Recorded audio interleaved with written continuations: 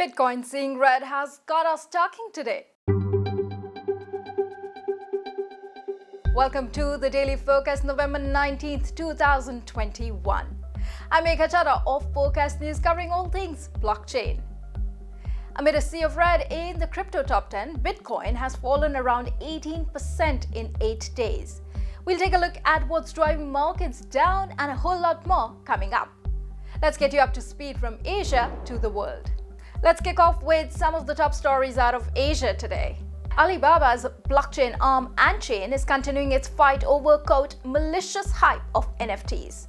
Amid ongoing criticism from Chinese state media, AntChain made a vow to resist the hype 3 weeks ago and rebranded NFTs as digital collectibles, and now it's announced new rules on their transfer. The first holder must wait 180 days before it can be transferred, while a second holder has to wait a full 2 years before they can do the same. All buyers will need to be mainland residents over the age of 14. And South Korea CBDC development is well underway, with the Bank of Korea's Deputy Governor Bae Joon Suk saying that progress is not one step behind that of other countries.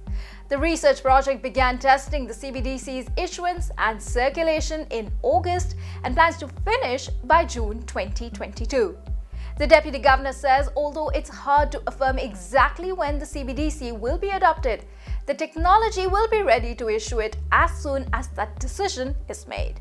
You can find more on those stories at forecast.news. And it's been a bad week for the crypto market. After breaking the $3 trillion mark 10 days ago, the global crypto market cap has taken a plunge, losing around $400 billion by Friday midday Asia time. Forecast News' Carolyn Wright has more on the market fall.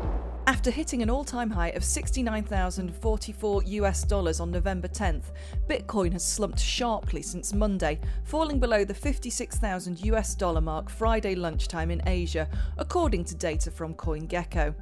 And Bitcoin isn't the only casualty. Ethereum, Binance Coin and Solana all saw double-digit losses, which contributed to the global cryptocurrency market cap dropping more than 15%. But one expert told Forecast News she believes Bitcoin's long-term outlook is healthy. From my perspective, this is a market correction. Actually, driven by tons of IDOs, which we witnessed for the previous crypto bull run.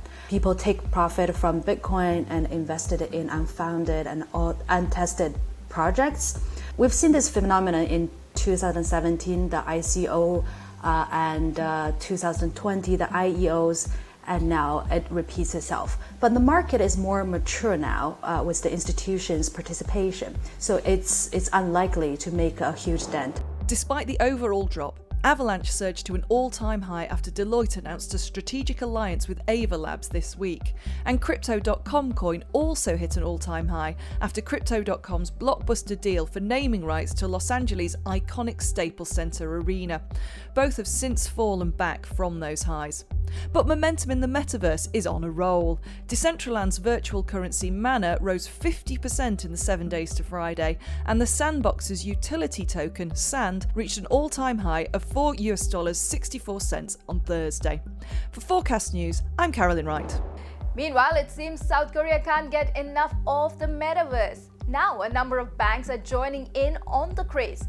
But what could a trip to the bank in the Metaverse offer? Forecast News' Danny Park reports. The Industrial Bank of Korea has announced a memorandum of understanding with SeaWorld, an original social media platform in South Korea, revamped as a metaverse. IBK plans to open a metaverse bank called IBK Dotori Bank.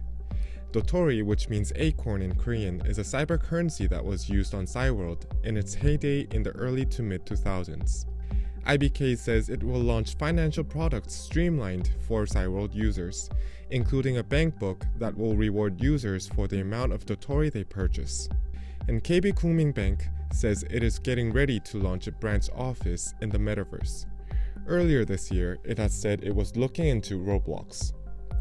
Meanwhile, NH Bank, which has partnered with the crypto exchanges Bitham and CoinOne, is to open NH Dokdoverse next year, where its clients can spend time away on the island of Dokdo on the metaverse. While it's difficult to travel to in real life, and its users will be able to play games and buy properties on a virtual replica of Dokdo Island. Not to be left out, Hana Bank has formed a task force for digital innovation, which includes the Metaverse. Seems we may soon not have to wait in line at the bank ever again. For Forecast News, I'm Danny Park. And that's the Daily Forecast from our vantage point right here in Asia. Hit like, hit subscribe, appreciate it always. Help us reach our goal to reach more of you. For more, visit forecast.news. I'm Megha Chaddha. Until next time.